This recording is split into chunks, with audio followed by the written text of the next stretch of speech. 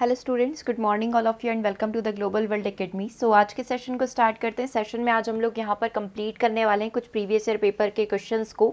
ठीक है, साइंस के कुछ प्रीवियस ईयर पेपर के क्वेश्चंस हम लोग यहाँ पर कंप्लीट करेंगे। कुछ पेडागोजिकल पॉइंट्स को आज के सेशन में हम लोग यहाँ पर कंप्लीट करने का ट्राई करेंगे। सो फर्स्टली जितने भी स्टूडेंट चैनल पर न्यू हैं, सब्सक्राइब द चैनल ताकि इसी तरीके से रेगुलर बेसिस पर आपको वीडियोज़ के नोटिफिकेशन मिलते रहें। ठीक है, और साथ ही व्हाट्सएप ग्रुप में भी ऐड हो जाइएगा ताकि एग्जाम रिलेटेड कोई भी अपडेट आपसे यहाँ पर मिस ना हो। साइंस का कंप्लीट मेंस बैच यहाँ पर आ चुका है। सो जितने भी स्टूडेंट सीटेट के लिए और एमपीटेट के लिए एग्जाम यहाँ पर देने वाले हैं साइंस सब्जेक्ट से या साइंस मैथ सब्जेक्ट से, ज़रूर से एक बार व्हाट्सअप कर लीजिएगा। ऐप पर कंप्लीट कोर्स अवेलेबल है और कोर्स की पूरी जानकारी के लिए आप डेमो क्लासेस यहाँ पर चेक कर सकते हैं। ठीक है, चलिए फर्स्ट क्वेश्चन आपकी स्क्रीन पर है। हम लोग तीनों ही टॉपिक यहाँ पर कवर करेंगे। हम लोग फिजिक्स को कवर करेंगे, हम लोग यहाँ पर बायो कवर करने वाले हैं, हम लोग यहाँ पर केमिस्ट्री कवर करने वाले हैं। तो सबसे फर्स्ट क्वेश्चन देखिएगा, मानव में सांस लेते समय अंतःश्वसन की प्रक्रिया को स्पष्ट करने के लिए सही उत्तर क्या हो सकता है। अगर मैं यहाँ रिस्पायरेशन की प्रोसेस बोलूँ, जो सांस लेने की प्रक्रिया यहाँ पर होती है ना, तो किस तरीके से ब्रीदिंग यहाँ पर होती है, किस तरीके से सांस यहाँ पर ली जाती है। ठीक है, क्या आंसर यहाँ पर होना चाहिए। एयर मूव्स इन, यानी कि जब आप सांस लेते हैं तो वायु अंदर जाती है, पसलियाँ अंदर की ओर आती है और डायफ्राम जो है नीचे की तरफ जाता है। आप खुद इमेजिन करके देखिए, आप सांस लेकर देखिए और बताइए आपकी बॉडी के अंदर क्या प्रोसेस हो रही है जब आपने सांस अंदर ली। ठीक है, यहाँ पर क्या बोला गया, जब वायु आपने अंदर की साइड ली तो मैं कुछ ऐसा स्ट्रक्चर बना लूँ, वायु कुछ अंदर की साइड ऐसे आई होगी। पसलियाँ, जो हमारी पसलियाँ होती है ना, हमारी पसलियाँ कुछ इस तरीके से बना सकते हैं। ठीक है, एक अंदाजन एक आइडिया हम लोग यहाँ पर ले लेते हैं। ये हमारी बॉडी की जो ये पसलियाँ हैं, इनके साथ क्या होता है, ये अंदर की ओर मुड़ती है या बाहर की ओर आती है, आपको फील होगा। और डायफ्राम जो है उसका शेप कुछ इस तरीके से होता है, जो पसलियों के बीच में सेंटर में कुछ इस तरीके से स्थित होता है। तो डायफ्राम नीचे की तरफ जाता है। ऐसे ही ऑप्शन नंबर बी है, वायु बाहर की तरफ आती है, पसलियाँ बाहर की ओर आती है और डायफ्राम ऊपर की ओर आ जाता है। ऊपर की ओर मतलब इसका मूवमेंट जो है कुछ इस तरीके से होगा या फिर ये इस तरीके से बैठ जाएगा नीचे की साइड। तीसरा ऑप्शन है, वायु बाहर निकलती है ना, पसलियाँ बाहर आती है, डायफ्राम नीचे जाता है, वायु अंदर जाती है, पसलियाँ बाहर को आती है और डायफ्राम नीचे की तरफ चला जाता है। अब मुझे बताओ क्या प्रोसेस यहाँ पर होनी चाहिए। इन जनरल कंसीडर करो, अंतःश्वसन की प्रक्रिया में वायु जो है अंदर की तरफ जाएगी, दैट मीन्स कि फेफड़ों में जाएगी, है ना। तो हम लोग बोल सकते हैं वायु अंदर जाती है, वायु अंदर जाती है, ये वाली प्रोसेस, ये वाली प्रोसेस। पसलियाँ जो है वो यहाँ पर क्या होगा, रिब्स जो है ये क्या होंगे, बाहर की साइड आते हैं। आप ऐसे बिल्कुल सांस लेकर देखिए तो आप फील कर पाएंगे, पसलियाँ जो है बाहर की ओर आती है और डायफ्राम जो है क्या हो जाता है, यहाँ पर नीचे की तरफ चला जाता है। ठीक है, नीचे की तरफ मतलब नीचे की तरफ ये आ जाएगा, इसका जो एक मोशन है वो कुछ इस तरीके से हो जाएगा। ठीक है, तो एक बार आप इसका सॉल्यूशन यहाँ पर देख सकते हैं। सबसे पहले तो आप डायग्राम देखो, डी आंसर यहाँ पर करेक्ट है।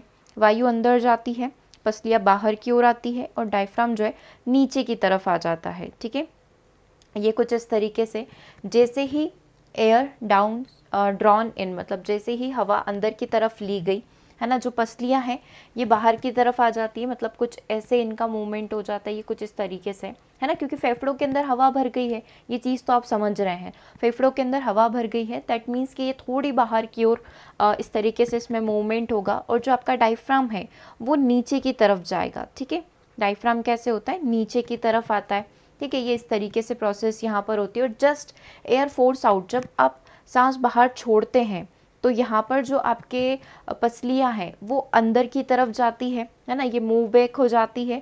और जो डायफ्राम है ये भी क्या होता है, मूव्स बैक, वापस अपनी पोजीशन में यहाँ पर आ जाता है। ये कुछ इस तरीके से, ये कुछ इसका एक्चुअल स्ट्रक्चर है, वापस अपनी पोजीशन में आ जाता है। तो क्या ये आपका फर्स्ट क्वेश्चन क्लियर हुआ।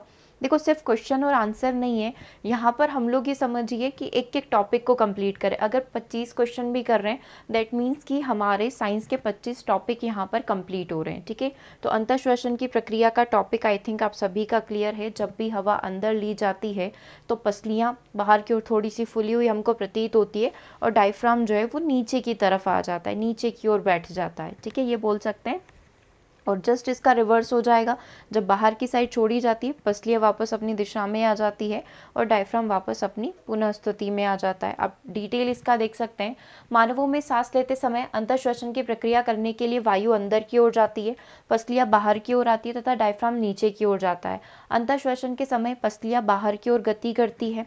ठीक है, डायफ्राम नीचे की ओर गति करता है, यह हमारी वक्ष गुहा के आयतन को यहाँ पर इंक्रीज कर देता है और वायु जो है फेफड़ों में भर जाती है। ठीक है, तथा फेफड़े जो है वायु से जब भर जाएंगे तो उच्छ्वसन के समय जस्ट हम लोग जब सांस को छोड़ते हैं तो पसलियाँ अंदर की ओर आ जाएगा, डायफ्राम ऊपर की ओर अपनी पूर्व स्थिति में जैसे पहले था वैसे आ जाएगा।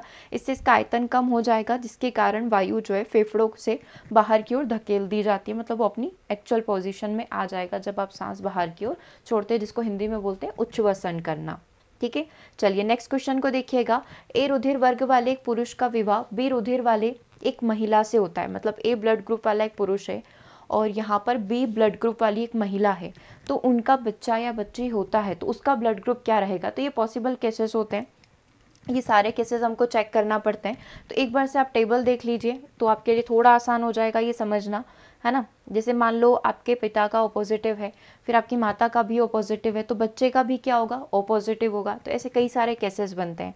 आप इसको यहाँ से पढ़ना स्टार्ट करेंगे। सबसे पहले आप चाहें तो आंसर देख सकते हैं। ए रुधिर वाले पुरुष का, है ना, ये ए रुधिर वाले पुरुष का बी रुधिर वर्ग जिसका ब्लड ग्रुप बी है, अगर ऐसी फीमेल से उसकी शादी हो जाती है तो उसका जो भी बच्चा होगा उसका ब्लड ग्रुप क्या क्या हो सकता है, यहाँ पर ए बी और ओ यहाँ पर हो सकता है। बेसिकली ये टेबल आपको सभी ब्लड ग्रुप के बारे में यहाँ पर बता सकती है। ठीक है, तो ये अभी जो क्वेश्चन में पूछा गया था उसके अकॉर्डिंग आंसर क्या हो गया आपका, डी यहाँ पर हो गया। ठीक है, अब और देख लेते हैं आपको कैसे पढ़ना है इस टेबल को, है ना। जैसे कि मेरे पिताजी का ब्लड ग्रुप ओ है, मेरी माताजी का भी ओ है, तो मेरा भी ओ ही है ना। ये एक कंडीशनल है कि अगर दोनों का हो तो बच्चे का भी ओ ही होगा। ठीक है, ऐसे और कई सारे केसेस हो सकते हैं। जैसे कि मान लो आपके पिताजी का ए है, आपकी माताजी का भी ए है, तो अब जो आपका जो ब्लड ग्रुप होगा या तो ए हो सकता है या फिर ओ हो सकता है। ठीक है, अगर माताजी का जो ब्लड ग्रुप है वो ए है, फादर का बी है, तो जो बच्चा होगा उसका ए हो सकता है, बी हो सकता है, ए भी हो सकता है और ओ भी हो सकता है। ठीक है, तो इस तरीके से चलेगा। अगर मदर का ए है और जो पिता है उनका ए बी है, तो यहाँ पर ब्लड ग्रुप बच्चे का ए हो सकता है, बी हो सकता है या फिर ए बी भी यहाँ पर हो सकता है। जो पॉसिबल केसेस बनेंगे उनके बारे में हम लोग बात कर रहे हैं। अगर हम लोग देखें मदर का ए है, फादर का ओ है, तो बच्चे का क्या होगा, ए भी हो सकता है और ओ भी हो सकता है। तो ऐसे सारे केसेस यहाँ पर बन सकते हैं। ठीक है, क्लियर है ये वाली चीज़। अभी यही पूछा था क्वेश्चन में, क्या पूछा गया था कि ए वाला जो है पुरुष है और बी वाली महिला है। ए पुरुष बी महिला, आपको यहाँ पर इस टेबल में देखना, बताना है बच्चे का क्या बनेगा। तो ए बी ओ और ए बी में से कोई भी, इन चारों में से कोई भी यहाँ पर हो सकता है। क्लियर है, ब्लड ग्रुप का कंसेप्ट क्लियर हो गया। चलिए, क्योंकि अभी आपने एमपीटेट इसके अंदर देखा होगा प्री एग्जाम के अंदर, तो ब्लड से रिलेटेड काफ़ी सारे क्वेश्चंस थे। ठीक है, तो इसलिए हम लोग हर एक टॉपिक को ट्राई कर रहे हैं कि पूरा कंप्लीट करते हुए चले। अभिकथन और दो कारण है। अभी तक तो सिर्फ एक कारण पूछा जाता था, अब धीरे धीरे एडवांस बनाने के लिए दो कारण भी पूछे जा रहे हैं। अभिकथन या असर्शन आपके सामने है। एक मेज पर हल्के से आघात किए जाने की तुलना में हमें तब अधिक प्रबल आवाज़ सुनाई देती है जब हम जोर से आघात करते हैं। दैट मीन्स आप क्या कर रहे हैं, एक टेबल को हल्के से उसके ऊपर हाथ अपना रख रहे हैं और एक थोड़ा सा आवाज़ करते हुए या उस पर अपना हाथ जो है फोर्सफुली रख रहे हैं, तो आपको ज़्यादा आघात यहाँ पर प्रतीत होगा। रीज़न क्या है, दो रीज़न आपके सामने, आपको बताना है सही क्या है। सबसे पहला, क्योंकि प्रबल ध्वनि अधिक दूरी तय कर सकती है क्योंकि उसके अंदर अधिक ऊर्जा होती है। सेकंड है, प्रबल ध्वनि की आवृत्ति धीमी ध्वनि से अधिक होती है, इसलिए जो है आपको ज़्यादा आघात यहाँ पर फील हो पा रहा है। अब जो एक्चुअल रीज़न है वो आपको यहाँ पर बताना है। रीज़न यहाँ पर क्या होना चाहिए, चलिए क्या आंसर यहाँ पर होना चाहिए इसका। देखो, कथन तो बिल्कुल करेक्ट है कि एक तो आपने मेज पर हाथ भड़का है हल्के तरीके से और एक ज़ोर से भड़का है, तो आपको आघात जल्दी से प्रतीत हो जाएगा, है ना। तो ये तो बात बिल्कुल सही है। दैट मीन्स मैं बोल सकती हूँ असर्शन तो बिल्कुल करेक्ट है। अब इसके पीछे का रीज़न बताना है ना। अब यहाँ पर आप देखिए रीज़न टू कम्प्लीटली गलत लग रहा है, क्योंकि हमने जब साउंड की प्रॉपर्टीज़ को देखा था, जब हमने साउंड चैप्टर को देखा था तो हमने इसकी प्रॉपर्टीज़ देखी थी, तो हमने देखा था कि जो ध्वनि है ना, ये आवृत्ति के ऊपर तो डिपेंड नहीं करेगा। मतलब प्रबल ध्वनि और धीमी ध्वनि जो उसके एम्पलीट्यूड पर डिपेंड करती है ना। प्रबल है तो इस तरीके से होगा, धीमा होता है कुछ इस तरीके से उसका एम्पलीट्यूड होगा, राइट। तो हम लोग इसको फ्रिक्वेंसी से कनेक्ट नहीं कर सकते हैं, ठीक है। तो मतलब रीज़न टू तो कम्प्लीटली रॉन्ग है, तो रीज़न टू आपका आंसर नहीं हो सकता। ये रीज़न बिल्कुल करेक्ट है। प्रबल ध्वनि जो है अधिक दूरी तय कर सकती है क्योंकि उसके अंदर ज़्यादा ऊर्जा होती है। इसका जस्ट रिवर्स होता है कि जो हमारी कम ध्वनि है ज़्यादा दूरी तय नहीं कर पाएगी, है ना। अगर मैं आपको यहाँ पर इसका वेवलेंथ फॉर्म में भी बताऊँ तो ये धीमी ध्वनि है, और मैं प्रबल ध्वनि बोलूँ तो ये कुछ इस तरीके से जो हाई होगी ये हायर एम्पलीट्यूड वाली आपकी प्रबल ध्वनि होगी। दैट मीन्स असर्शन बिल्कुल करेक्ट है, और इसके पीछे का जो रीज़न है R1 है, ठीक है। तो R1 ए की सही तरीके से, एक सेकेंड, बी में नहीं, कहाँ पर लिखा हुआ है, R1 जो है ए को अच्छे तरीके से एक्सप्लेन कर रहा है, ये लिखा हुआ है, ठीक है। ये तो पूरा ऑप्शन था, सी आंसर यहाँ पर करेक्ट हो जाएगा। केवल R1 सही है और ए की सही व्याख्या भी ये कर पा रहा है। दैट मीन्स जो आंसर बना वो क्या हो जाएगा आपका, ऑप्शन नंबर सी हो जाएगा।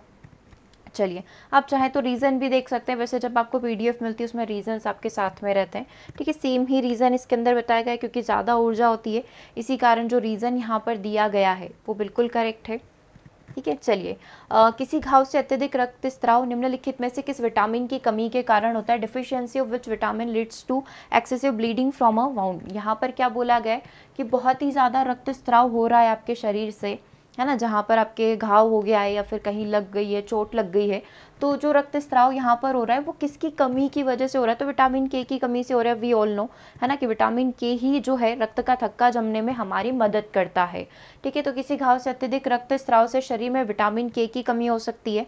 विटामिन के हमारे शरीर के लिए बहुत ही ज़रूरी भी है ना। चोट लगने के कारण जो रक्तस्राव को रोकने में हमारी मदद करता है, खून का थक्का जमाने में, जो रक्त का थक्का है उसको जमाने में हमारी मदद करता है, जिसकी वजह से बहाव वहाँ पर रुक जाता है। अगर ऐसा नहीं होता है, अगर ब्लड क्लॉटिंग, अगर हम लोग बोले कि अगर ब्लड नहीं रुकता है तो यहाँ पर व्यक्ति की मौत भी हो जाती है। इसके साथ ही विटामिन के शरीर के रोगों से लड़ने में भी, अनेक रोगों से लड़ने में भी हमारे शरीर की मदद करता है, ठीक है।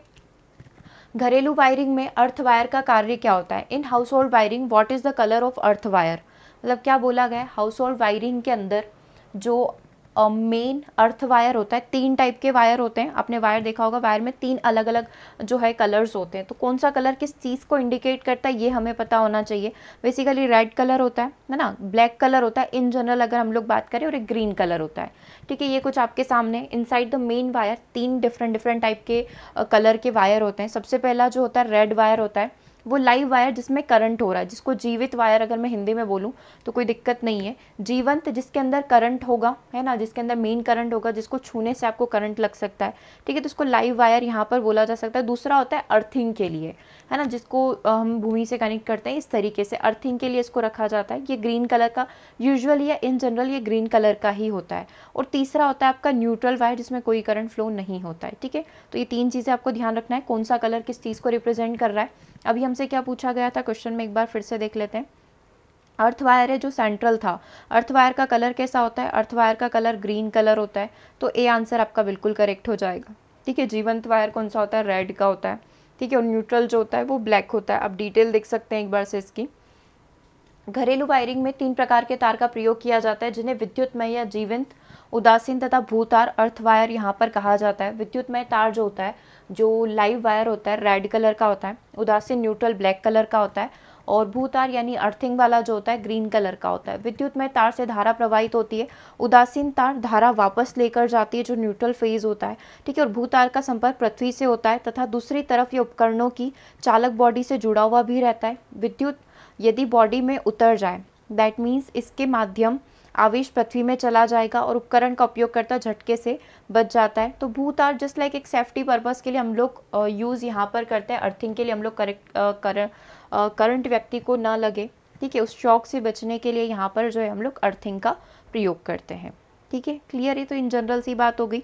चलिए, किरचॉफ का धारा संबंधी नियम किसके संरक्षण से संबंधित है। देखो, आप साइंस पढ़ रहे हो, साइंस में अगर आपने न्यूटन के बारे में नहीं देखा, गति के नियम के बारे में नहीं देखा, या फिर किरचॉफ के नियम के बारे में नहीं देखा, दैट मीन्स आपने साइंस नहीं पढ़ी। मतलब कहीं ना कहीं ये जो मेन या मुख्य नियम है, ऐसे सारे ही नियम इंपॉर्टेंट है, बट जो रियल लाइफ में प्रयोग हो रहे हैं, जस्ट लाइक वो अर्थिंग वाला पॉइंट आपने देखा, तो ये चीज़ें बहुत ही ज़्यादा ज़रूरी हो जाती है। इन जनरल अगर हम लोग बात करें तो बच्चे का जो, अगर हम लोगों को साइंस का टेस्ट लेना है, इन जनरल बच्चों के साइंस का नॉलेज चेक करना चाहते हैं कि बच्चों को कितनी साइंस आती है, तो इस टाइप के क्वेश्चन आप बच्चे से पूछ सकते हैं। जैसे कि क्वेश्चन आपके सामने है, किरचॉफ का धारा संबंधी नियम किसके संरक्षण से संबंधित है। किरचॉफ ने 2 नियम दिए थे, एक तो करंट के लिए दिया था और एक वोल्टेज के लिए दिया था। अभी आपसे पूछा गया है कि करंट का जो नियम है वो किससे संबंधित है, संवेग से, एनर्जी से, आवेश से, या फिर द्रव्यमान से। तो किरचॉफ का जो धारा संबंधी नियम है वो आवेश संरक्षण के नियम को फॉलो करता है। अब आवेश संरक्षण का नियम क्या बताता है, एमपीटेट ग्रेड 2 में ये क्वेश्चन पूछा गया, आवेश संरक्षण का नियम क्या है ना। तो ना तो आप इसको बना सकते हो ना ही खत्म कर सकते हो, बस इसे एक से दूसरे में ट्रांसफर कर सकते हो। या फिर मैं इसको प्रॉपर थ्योरेटिकल फॉर्म में बोलूँ तो आप इसको यहाँ पर देख सकते हैं। किरचॉफ के धारा के नियम के अनुसार किसी नोड या जंक्शन की तरफ आने वाली धाराओं का बीजगणितीय योग तथा उस नोड से दूर जाने वाली धाराओं का बीजगणितीय योग बराबर होता है। मतलब कोई भी वायर है जिसमें करंट फ्लो हो रहा है, ठीक है, किसी नोड या किसी जंक्शन पर जो है करंट यहाँ पर आ रहा है, मान लो जितना करंट आ रहा है उतना ही वापस क्या होगा, उससे बाहर निकल जाएगा। मतलब जितना करंट आ रहा है उतना ही क्या होगा, वापस यहाँ पर चला जाएगा। ठीक है, मतलब 5 नोड अगर आ रहे हैं तो 5 ही नोड होंगे जो वापस करंट को लेकर जा रहे होंगे उस जंक्शन पर। मान लो ये मेरा मेन जंक्शन हो गया, ठीक है, इसको ओ पॉइंट में मान लेती हूँ, ये मेन जंक्शन है। यहाँ पर मान लो एक रेजिस्टेंस के थ्रू मेरा I1 करंट आ रहा है, एक मतलब गैल्वेनोमीटर लगा रखा है, वहाँ से कुछ करंट फ्लो हो रहा है, उससे पैरामीटर्स मेजर हो रहे हैं, वहाँ से I2 करंट हो रहा है। तो बाहर कितना निकलेगा, वापस से 2 निकल जाएंगे, I3 और I4 बाहर निकल जाएगा। तो कुछ इस प्रकार से चीज़ें होती है, जितना आएगा उतना वापस चला भी जाएगा। ठीक है, तो किरचॉफ का धारा के नियम के अनुसार किसी नोड या जंक्शन की तरफ आने वाली धाराओं का जो बीजगणितीय योग है, अलजेब्रिक सम है, वो वापस जाने वाली धाराओं के योग के बराबर होता है। जैसे कि डायग्राम में बताया गया एरो के थ्रू के I1 आ रहा है और I4 आ रहा है। ठीक है, I1 I4 किसके इक्वल हो जाएंगे, जो जा रहा है उसके I2 और I3 के इक्वल हो जाएंगे। अगर मैं इसको देखूँ, क्योंकि टोटल सम जो इसका 0 होता है ना, I1 आया, मान लो कोई भी मैंने कंडीशन मान ली कि जितने भी आएंगे उसको मैं सम मान रही हूँ, मतलब धनात्मक मान रही हूँ। I1 आया, I2 क्या कर रहा है, जा रहा है, तो I2 को मैंने नेगेटिव मान लिया। I3 क्या कर रहा है, I3 भी जा रहा है, I3 को भी नेगेटिव मान लिया। और I4 आ रहा है, तो I4 को मैंने पॉजिटिव मान लिया। तो इन सब का यानी इन चारों का टोटल सम यहाँ पर कितना होगा, 0 होगा। जितना आएगा उतना ही बराबर चला जाएगा, और इन चारों का टोटल सम में करूँगी वो 0 हो जाएगा। जस्ट इसका रिवर्स भी हो सकता है। अगर मैंने मान लिया कि आने वाली सारी धाराएं जो है, आने वाला जितना भी करंट है वो नेगेटिव होगा, तो -I1 हो जाएगा, +I2 हो जाएगा, +I3 हो जाएगा और -I4 हो जाएगा। ठीक है, तो इन टोटल सम भी कितना होगा, इनका 0 ही होगा। वो आपके ऊपर डिपेंड करता है आप किसको पॉजिटिव मानना चाह रहे हैं और आप किसको नेगेटिव मानना चाह रहे हैं। It's totally depends on you, है ना। तो ये करंट की बात हो गई। किरचॉफ का धारा संबंधी नियम आवेश के संरक्षण के नियम पर आधारित है। 1845 में किरचॉफ ने विद्युत परिपथ में वोल्टता और धारा के संबंधित 2 नियम प्रतिपादित किए। अभी आपने जो पढ़ा वो करंट का है, अभी हम लोग वोल्टेज का भी पढ़ेंगे। ये दोनों नियम संयुक्त रूप से किरचॉफ के परिपथ के नियम कहलाते हैं। मतलब कोई भी परिपथ, कोई भी सर्किट कैसे बनता है उसके बारे में बताते हैं, है ना। ये नियम विद्युत परिपथ के लिए वस्तुतः आवेश संरक्षण एवं ऊर्जा संरक्षण के नियमों के भिन्न भिन्न रूप होते हैं। तो करंट का जो नियम है वो आवेश संरक्षण के नियम को फॉलो करता है, और ये वोल्टेज का नियम आप यहाँ पर देख सकते हैं, the sum of all the voltage drops around the loop is equal to the 0। मतलब सेम ही चीज़ है कि वहाँ पर हम लोग करंट की बात कर रहे थे, अब यहाँ पर सेम चीज़ किसकी बात होगी, वोल्टेज की। अगर मैं इसका टोटल सम करूँ तो टोटल सम कितना होगा, है ना, जितना भी इस पूरे सर्किट में, मान लो ये पूरा एक कंप्लीट सर्किट है, इसमें जितना भी वोल्टेज है वो क्या होगा, टोटल अगर मैं उसका सम करूँ, अगर चारों को मैं जोड़ूँ तो वो 0 के इक्वल रहेगा। दैट मीन्स अगर मैं मान लूँ इस रेजिस्टेंस R मतलब रेजिस्टेंस होगा, तो voltage across the VAB plus voltage across the BC, voltage across the CD, voltage across the DA, इन चारों का मैं सम करूंगी तो टोटल सम यहाँ पर कितना हो जाएगा, 0 हो जाएगा। VAB plus VBC plus VCD plus VDA is equal to 0। ठीक है, ये हो गया आपका वोल्टेज का, किरचॉफ का वोल्टेज का नियम। नेक्स्ट क्वेश्चन देखिएगा, रेशम पालन करना क्या कहलाता है। रेशम पालन करना सेरीकल्चर यहाँ पर कहलाता है। ठीक है, तो sericulture we all know, sericulture यहाँ पर आपका करेक्ट होगा। रेशम उत्पादन का आशय होता है बड़ी मात्रा में रेशम प्राप्त करने के लिए रेशम उत्पादक जीवों का पालन करना। पीसी कल्चर मत्स्य उत्पादन से संबंधित है। ठीक है, जैसे अब एक क्वेश्चन आया भी था आपके एग्जाम में एमपीटेट 2018 वाली में, कि जो मत्स्य उत्पादन हम लोग करते हैं, है ना, अलग अलग प्रकार की मछलियों को अलग अलग समुद्र के अलग अलग लेवल पर रखा जाता है ताकि कोई किसी को हार्म नुकसान न करे, है ना, और सभी अपना अपना जीवन यापन करें। एपीकल्चर मधुमक्खी पालन से संबंधित होता है, और एग्रीकल्चर जो होता है कृषि कार्यों से यहाँ पर संबंधित होता है। ठीक है, निम्नलिखित में से कौन सा वर्णक जो है बीजों के अंकुरण से संबंधित है, इसमें से कौन सा ऐसा है जिसकी वजह से बीजों का अंकुरण हो पाता है। ये प्लास्टोसाइनिन हो सकता है, ये फाइटोक्रोम हो सकता है, ये क्लोरोफिल हो सकता है, ये जैंथोफिल यहाँ पर हो सकता है। तो बीजों के अंकुरण से संबंध रखने वाला कौन सा, अगर मैं बोलूँ कि कौन सा यहाँ पर जो मेन वर्णक है या फिर कौन सी चीज़ यहाँ पर जो है इसके लिए रिस्पॉन्सिबल यहाँ पर हो सकती है, तो देखिए क्या आंसर यहाँ पर होना चाहिए इसका। देखो मेन जो आंसर होगा यहाँ पर होगा आपका फाइटोक्रोम। अब फाइटोक्रोम वर्णक बीजों के अंकुरण में सहायक होता है। यह क्लोरोफिल का संश्लेषण करता है। बीज का बढ़ना और उसके विकास के लिए रिस्पॉन्सिबल फैक्टर किसको माना जाता है? फाइटोक्रोम को यहाँ पर माना जाता है। अब अगला जो आपको ऑप्शन में दे रखा था, ऑप्शन नंबर 1 जो दे रखा था प्लास्टोसाइनिन, उसके बारे में भी देख लो। प्लास्टोसाइनिन एक कॉपर युक्त प्रोटीन है जो विभिन्न प्रकार के पौधों में पाए जाने वाले प्रकाश संश्लेषण से जुड़ी इलेक्ट्रॉन परिवहन प्रक्रिया को कंप्लीट करता है। जैंथोफिल जो है, इसका कई सारी बार क्वेश्चन भी पूछा हुआ है। जैंथोफिल ऑक्सीजन युक्त कैरोटेनॉइड पिगमेंट का एक वर्ण है जो प्राय प्रकृति में पीले रंग के लिए रिस्पॉन्सिबल तत्व क्या है? जैंथोफिल है। ठीक है, और क्लोरोफिल आप सभी को पता ही है, ठीक है, प्रकाश संश्लेषण के लिए। तो ये चारों आपके नाम हो गए, चारों को आप एक बार से देख लीजिए, फिर हम लोग नेक्स्ट क्वेश्चन के ऊपर यहाँ पर मूव करेंगे।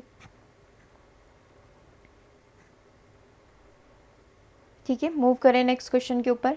चलिए, वह ऊतक जो एक हड्डी को दूसरी हड्डी से जोड़कर रखता है क्या कहलाता है? कार्टिलेज, उपास्थि हो सकता है, वसामय ऊतक हो सकता है, उपकला हो सकता है, इपिथेलियम यहाँ पर हो सकता है, या फिर स्नायु लिगामेंट बोला जाएगा।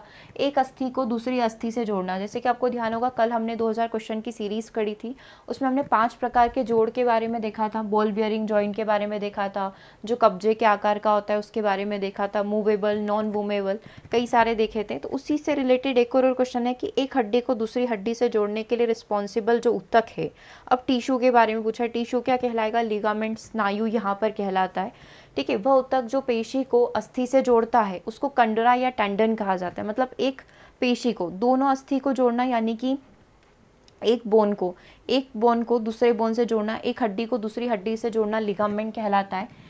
एक पेशी को एक हड्डी से जोड़ना, अस्थि यानी हड्डी से जोड़ना, क्या कहलाता है? टेंडन, कंडरा कहा जाता है। उपकला ऊतक जंतु शरीर के त्वचा एवं खोखले अंतरंगों जैसे मुख गुहा हो गई, श्वास नाल हो गई, रुधिर वाहिनियां जो हो गई आदि के बाहरी तथा भीतरी भागों का रक्षात्मक आवरण यहाँ पर बनाते हैं। और मैं वसामय ऊतक की बात करूं, जो त्वचा के नीचे पाए जाते हैं, जैसे ऊँट की कुबड़ में भी पाया जाता है, ताकि वो कई दिन तक पानी नहीं पिए, भोजन नहीं करे, तो भी वो सर्वाइव कर सकता है। ये ऊतक वसा संग्रह के अतिरिक्त तापरोधी परत का भी कार्य करता है, इसीलिए वो इतनी गर्मी में भी सर्वाइव यहाँ पर आसानी से कर पाते हैं। ठीक है, जैसे बहुत सारे एनिमल्स में आपने देखा होगा, है ना, फिश वगैरह में स्पेसिफिक में भी ये पाई जाती है ना, मोटी लेयर यहाँ पर पाई जाती है। चलिए, अगला क्वेश्चन देखिएगा। यदि पी एफ तथा ए क्रमशः दाब, बल एवं क्षेत्रफल है, तो आपको बताना है कौन सी चीज़ यहाँ पर करेक्ट होगी। P फॉर प्रेशर, है ना, लिखा हुआ है दाब, F for force, A for क्षेत्रफल। तो मुझे इसका फॉर्मूला बताना है। फॉर्मूला तो देखो सभी लिखा हुआ ही है, दाब इज इक्वल टू बल डिवाइड बाय एरिया। अब यहाँ पर जो एरो लगे हुए हैं, दैट मीन्स आपको बताना है कि इनमें से कौन सदिश राशि है और कौन यहाँ पर अदिश राशि आपकी होगी, है ना। तो आपको ये बताना है कौन सदिश है और कौन अदिश है, क्योंकि एरो जिसके ऊपर लगा हुआ है वो सदिश होगी। ठीक है, तो अब आपको ये भी बताना पड़ेगा कि कौन सदिश कहलाएगी, कौन अदिश कहलाएगी। क्या आंसर यहाँ पर करेक्ट होगा? फॉर्मूला तो बिल्कुल सही है, चारों P is equal to F है ना। जो दाब होता है वो इक्वल होता है बल डिवाइड बाय क्षेत्रफल के, कितने क्षेत्रफल में आपने कितना बल यहाँ पर लगाया है। ठीक है, तो दाब एक प्रकार की अदिश राशि होती है, दैट मीन्स P के ऊपर कोई एरो नहीं आएगा। ठीक है, बल एक प्रकार की सदिश राशि है, तो इसके ऊपर एरो आएगा। और क्षेत्रफल एक प्रकार की अदिश राशि होती है, एकांक क्षेत्रफल पर लगने वाले बल को ही दाब यहाँ पर कहा जाता है। तो यहाँ पर जो आपका आंसर होगा P is equal to f divide by a, कहाँ पर लिखा हुआ था देख लेते हैं, ऑप्शन नंबर डी के अंदर लिखा हुआ था, ये आपका आंसर हो जाएगा। एफ सदिश राशि है, दैट मीन्स इसके ऊपर क्या लगा हुआ दिखेगा आपको? एरो लगा हुआ दिखेगा। ठीक है, चलिए अगला क्वेश्चन देखिएगा। यदि 5 सेकंड में एक वस्तु का संवेग 10 मात्रक से बढ़कर 25 मात्रक हो जाता है, तो इस पर कार्य करने वाला बल कितना होगा? इस क्वेश्चन को आपको यहाँ पर सॉल्व करना है। तो बस आपको कुछ नहीं करना है, बहुत सिंपल सा फॉर्मूला लगाकर आप इस क्वेश्चन को सॉल्व कर सकते हैं। 5 सेकंड में एक वस्तु का संवेग, मतलब समय परिवर्तित हुआ है। 5 सेकंड में एक वस्तु का संवेग पहले 10 था, अब 10 से बढ़कर कितना हो चुका है? यहाँ पर 25 हो चुका है। तो टोटल बल कितना कार्य करेगा? तो बस वही करना है आपको, यहाँ पर फॉर्मूला लगाना है, फोर्स का फॉर्मूला लगा दीजिए, है ना, या फिर P वाला जो अभी आप देख रहे थे वो वाला भी लगा सकते हैं। ठीक है, तो आपको पता है जो हम लोग अगर देखें F इज इक्वल टू क्या होता है? P/T होता है, या फिर जो भी आपने जिस भी तरीके से इसको यहाँ पर पढ़ा है वैसे आप यहाँ पर कर सकते हैं, है ना। संवेग में परिवर्तन यहाँ पर हो रहा है, पहले कितना था? P1 कितना था? 10 था, फिर बाद में कितना हो गया 25 हो गया, कितने समय में हुआ है, तो ये 5 सेकंड के अंदर हुआ है। तो आप इसका फॉर्मूला लगा सकते हैं, समय में परिवर्तन हुआ है और साथ ही संवेग में भी परिवर्तन हुआ है। दैट मीन्स परिवर्तन को हम लोग इस तरीके से रिप्रेजेंट करते हैं, del P divide by del T. तो बस आपको इसको सॉल्व कर लेना है। एफ इज इक्वल टू परिवर्तन कितना है 25 माइनस 10, 25 हुआ, पहले कितना था 10 था, और समय में कितना परिवर्तन हुआ है 5 सेकंड में परिवर्तन हुआ है। इसको सॉल्व कर लेना है। 15 डिवाइड बाय 5 हो जाएगा, 15 डिवाइड बाय 5 मतलब 3 न्यूटन यहाँ पर आपका करेक्ट आंसर हो जाएगा। ठीक है, तो इस पर कार्यरत बल कितना है 3 यूनिट है ना, क्योंकि हमको कोई मात्रक नहीं दे रखा है तो हम लोग मात्रक ही कंसीडर कर रहे हैं। अब ये किसी में भी हो सकता है, संवेग किसी भी रूप में हो सकता है ना, तो हम लोग भी मात्रक ही बोल देते हैं। ओके, तो करेक्ट आंसर आपका क्या हो जाएगा 3 यूनिट यहाँ पर करेक्ट हो जाएगा। ओके, चलिए अब नेक्स्ट क्वेश्चन को देखिएगा। खाना बनाने के बर्तन में अभ्रक का उपयोग होता है क्योंकि यह क्या करता है। बेसिकली आप खाना बनाने के बर्तन के लिए अभ्रक का प्रयोग क्यों करते हैं, इससे क्या फ़ायदे होंगे, है ना, ये वाली चीज़। ये अभ्रक का बर्तन है, क्यों प्रयोग किया आपने ये अभ्रक का, इसके अंदर तांबे, स्टील और इनके क्यों नहीं बनाए, एल्यूमिनियम के क्यों नहीं बनाए, क्या फ़ायदा इससे मिला। क्योंकि ऊष्मा का कुचालक है, विद्युत का सुचालक है, इसलिए आप इसका प्रयोग कर रहे हैं, है ना। ऊष्मा का सुचालक, विद्युत का कुचालक है, इसलिए आप माइका का प्रयोग कर रहे हैं। ऊष्मा तथा विद्युत दोनों का ही सुचालक है, ऊष्मा तथा विद्युत दोनों का ही कुचालक है। तो देखो इसकी प्रॉपर्टी समझ लेते हैं, अभ्रक की प्रॉपर्टी हम लोग यहाँ पर समझ लेते हैं। ऊष्मा का तो सुचालक होता है, दैट मीन्स अच्छे से इसमें ऊष्मा हो सकती है, प्रवाहित हो सकती है, और विद्युत का कुचालक है। ठीक है, मतलब धारा प्रवाह इसके अंदर नहीं होगा, इसीलिए हम लोग इसका प्रयोग करते हैं। अभ्रक एक प्रकार का बहुउपयोगी खनिज है जो आग्नेय एवं कायंत्रित चट्टानों के खंडों के रूप में पाया जाता है। यह हल्के पीले, हरे या काले रंग का यहाँ पर होता है। ठीक है, अभ्रक ऊष्मा का सुचालक होता है, विद्युत का कुचालक होता है, इसीलिए इसको व्यापारिक महत्व के लिए भी प्रयोग किया जाता है खाना बनाने के बर्तन में, बॉयलर के जैकेट के रूप में, क्योंकि इसमें विद्युत धारा प्रवाहित नहीं होगी, हम इजीली चीज़ों को यहाँ पर गर्म कर सकते हैं। ठीक है, इसके लिए इसका प्रयोग करते हैं। विद्युत यंत्र के उपकरण जैसे डायनमो, आर्मेचर, जो हम लोग ट्रांसफॉर्मर और ये सब करते हैं, हीटर वगैरह हो गया, टेलीफोन के डायल बनाने आदि सभी में हम लोग इसका प्रयोग करते हैं। ठीक है, क्लियर ये वाली चीज़। चलिए कुछ पेडागोजिकल पॉइंट्स हम लोग भी यहाँ पर कवर करने की कोशिश करेंगे। सबसे पहला क्वेश्चन है, एनसीएफ 2005 के अनुसार निम्नलिखित में से कौन सा उच्च प्राथमिक स्तर के विज्ञान शिक्षा का उद्देश्य नहीं है। मतलब 3 होंगे, एक नहीं होगा, कौन सा नहीं होगा वो आपको यहाँ पर चयन करना है। देखिए आंसर क्या होगा इसका। देखो बहुत इजीली आप फाइंड आउट कर पाएंगे, है ना, क्योंकि 3 तो पॉजिटिव दिख ही रहे होंगे आपको। देखो सबसे पहला ऑप्शन क्या बोल रहा है, सैद्धांतिक सिद्धांतों की खोज सत्यापन के लिए योजनाबद्ध प्रयोगों के उपकरण के तौर पर प्रयोग करना। दूसरा बोल रहा है सुपरिचित अनुभवों के आधार पर विज्ञान की अवधारणाओं को सीखना, सरल प्रौद्योगिकी इकाइयां और मॉड्यूलर हाथों द्वारा तैयार करना, विज्ञान की अवधारणा को जानने के लिए क्रियाकलाप और प्रयोग को करना। तो सबसे अच्छा तरीका निकाल लो कि बच्चा खुद एक्सपेरिमेंट कर रहा है। सरल प्रौद्योगिकी मतलब बहुत इजी वे में जो है बच्चा खुद हैंड से, मतलब खुद एक्टिविटी कर रहा है, न कि टीचर उसको करके दिखा रहे हैं, तो दैट्स वेरी गुड। और सुपरिचित अनुभवों के आधार पर, मतलब उसके पास जितना भी एक्सपीरियंस है उसके आधार पर वो नई नई चीज़ों को सीख रहा है, तो ये भी बहुत अच्छी चीज़ है। तो यहाँ पर पहले से प्री प्लान करके या सिस्टमैटिक तरीके से आप करने जाएंगे तो शायद वो चीज़ इतनी इफेक्टिव ना हो। ठीक है, तो ऑप्शन नंबर 1 आपका करेक्ट हो जाएगा। आप चाहें तो इसका एक बार डिटेल भी ज़रूर से देखेंगे, है ना, इसमें आपकी सारी चीज़ें क्लियर हो जाएगी। किन चीज़ को डिनाई करता है, तो सैद्धांतिक सिद्धांतों की खोज सत्यापन के लिए जो ऑलरेडी प्रूफ हो चुके हैं उसकी खोज के लिए प्रयोगों का उपकरण के तौर पर प्रयोग करना, अवधारणा की पाठ्यपुस्तक परिभाषाओं के ऊपर बल देना, इन दोनों चीज़ों को क्या किया जाता है, डिनाई किया जाता है। तो किन चीज़ों को एक्सेप्ट किया जाता है, सुपरिचित अनुभवों के आधार पर विज्ञान की अवधारणा को सीखना, सरल प्रौद्योगिकी इकाइयां और मॉड्यूल हाथों द्वारा तैयार करना जहाँ पर बच्चा खुद पूरी एक्टिविटी करेगा, विज्ञान की अवधारणा को जानने के लिए क्रियाकलाप और प्रयोगों को करना, वैज्ञानिक स्वभाव का विकास करना, और बच्चों की जो प्राकृतिक जिज्ञासा है, उनके अंदर जितनी भी क्यूरियोसिटी है उसका पोषण यहाँ पर करना। ठीक है, दैट्स वेरी गुड मेथड। चलिए आगे बात करते हैं, नेक्स्ट क्वेश्चन को देखिएगा। नेक्स्ट क्वेश्चन आपकी स्क्रीन पर है। निम्नलिखित में से कौन सा कथन विज्ञान के नियमों की सटीक व्याख्या यहाँ पर नहीं व्याख्या करता है ना, मतलब आप अब क्या बताना है आपको, सही वाला बताना है कि निम्नलिखित में से कौन सा कथन विज्ञान के नियमों को बहुत सही तरीके से डिफाइन कर पाएगा। सबसे पहला ऑप्शन है विज्ञान के नियम दर्शनीय घटनाओं में आपसी संबंधों की व्याख्या करते हैं। विज्ञान के नियम विज्ञान के प्रबल सिद्धांतों का निष्कर्ष होते हैं। विज्ञान के नियमों का स्तर वैज्ञानिक स्तरों से काफ़ी ऊंचा होता है और विज्ञान के नियमों की तुलना में विज्ञान के सिद्धांत विज्ञान के अधिक तर्कसंगत और निष्कर्ष यहाँ पर हैं। आपको क्या बताना है, मोस्ट एक्यूरेट यहाँ पर बताना है। तो सबसे एक्यूरेट क्या है, सबसे पहले तो उसको फाइंड आउट करो।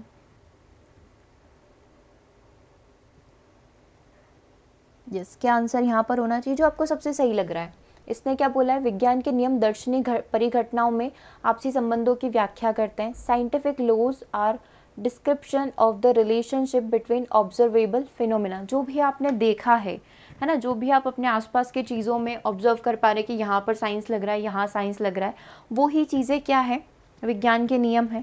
दूसरा बोल रहा है विज्ञान के नियम विज्ञान के प्रबल सिद्धांतों के निष्कर्ष है, मतलब ये डिमांड करते हैं या फिर इनकी रिक्वायरमेंट होती है कि आप साइंस के नियम को फॉलो करें। ठीक है, विज्ञान के नियमों का स्तर वैज्ञानिक सिद्धांतों से काफ़ी ऊंचा होता है। विज्ञान के नियमों की तुलना में विज्ञान के सिद्धांत विज्ञान के अधिक तर्क संगत होते हैं। हम लोग किसी भी चीज़ को डिनाई नहीं कर रहे हैं, नियम को, सिद्धांत को, परिभाषा को, या जितने भी प्रिडिक्शंस होते हैं, हम लोग किसी भी चीज़ को मना नहीं कर रहे हैं। हम लोग ये बोल रहे हैं कि जो भी चीज़ें हमारे अराउंड हो रही है वो किससे कनेक्टेड है, साइंस से कनेक्टेड है। कहीं ना कहीं उसमें कहीं ना कहीं साइंस का लॉजिक लगा हुआ है। दैट मीन्स जो आंसर होगा वो क्या हो जाएगा, ऑप्शन नंबर 1 हो जाएगा। ठीक है, चलो आप चाहें तो डिटेल देख लीजिए। विज्ञान के नियम दर्शनीय परिघटनाओं में आपसी संबंधों की व्याख्या करना विज्ञान के नियमों की सटीक व्याख्या करता है, क्योंकि इसके माध्यम से विद्यार्थी सीखने की प्रकृति का विकास स्वयं कार्य करके तेजी से यहाँ पर कर सकता है। चलिए इस क्वेश्चन को देखिए और आंसर करिए। क्वेश्चन आपके सामने, एक शिक्षिका अपनी 7वीं कक्षा के छात्रों से निम्नलिखित प्रश्न पूछती है, कौन अधिक भारी है, 1 किलोग्राम रुई या 1 किलोग्राम का लोहा। ठीक है, वह पाती है कि कई छात्र मानते हैं कि 1 किलोग्राम का लोहा जो है रुई से कई अधिक भारी होता है। इस विचार को संबोधित करते समय कौन सी रणनीति जो है सबसे ज़्यादा मददगार यहाँ पर हो सकती है। घनत्व की संकल्पना की परिभाषा करना, तुला द्वारा दोनों की समतुल्यता का प्रदर्शन करना, विभिन्न आकार के रुई के गोलों और लोहे के गुटकों को हस्तप्रयोग करने और तोलने का अवसर देना, भारीपन और घनत्व के बीच में अंतर की व्याख्या कर पाना। क्या रीज़न आपको लग रहा है कि मोस्ट एक्यूरेटली या बिल्कुल सटीक बैठेगा। आप कैसे बच्चों की जो स्ट्रैटेजी को है सबसे कम मददगार, यस इसमें पूछा है सबसे कम मददगार, मतलब लिस्ट इफेक्टिव कौन सी मेथड यहाँ पर होगी, है ना। सबसे कम मददगार मेथड क्या होगी, फिर तो आपको डायरेक्टली मिल गया होगा, है ना, क्योंकि इसने क्या बोला है कि आप डेंसिटी की डेफिनेशन दे दें। ठीक है, तो ये इतनी इफेक्टिव नहीं है, तो हम लोग ये बोल सकते हैं करेक्ट आंसर क्या हो जाएगा, ऑप्शन नंबर 1 हो जाएगा, है ना। अगर पूछा सबसे अच्छी कौन सी होती तो फिर हमें हर एक ऑप्शंस को देखना पड़ता कि आप कंपैरिजन करके बता रहे हैं, डिमोन्स्ट्रेट प्रदर्शन करके बता रहे हैं कि क्यों ये हल्की है, क्यों ये भारी है। अगला ही बता रहे विभिन्न आकार के रुई के गोले और लोहे के गुटकों को हस्त प्रयोग करके और तोलने के अवसर दे रहे हैं, तो डेफिनेटली ये भी इफेक्टिव मेथड है। और भारीपन और घनत्व के बीच में अंतर की व्याख्या कर पा रहे हैं, बच्चा डिफाइन कर पा रहा है उस चीज़ को। ठीक है, तो हमको नेगेटिव बताना था, नेगेटिव हमने बता दिया। नेगेटिव क्या होगा, ऑप्शन नंबर 1 यहाँ पर नेगेटिव होगा। ठीक है, आप चाहें तो एक बार से रीजन देख सकते हैं। घनत्व की संकल्पना परिभाषा देना सबसे कम मददगार है ना, क्योंकि पदार्थ के कण जितनी अधिक मजबूती से जितने पास पास विद्यमान होंगे उतने ही, अगर हम लोग देखें, उतना ही अधिक पदार्थ की इकाई द्रव्यमान, इकाई आयतन का द्रव्यमान होगा, और इकाई आयतन का द्रव्यमान जितना अधिक होगा उसका घनत्व इतना ही अधिक है। बेसिकली घनत्व की बात कर रहा है ये, है ना। घनत्व की जो हमने डेफिनेशंस देखी है कि वो कितना स्थान घेरता है, वही चीज़ की बात हो रही है।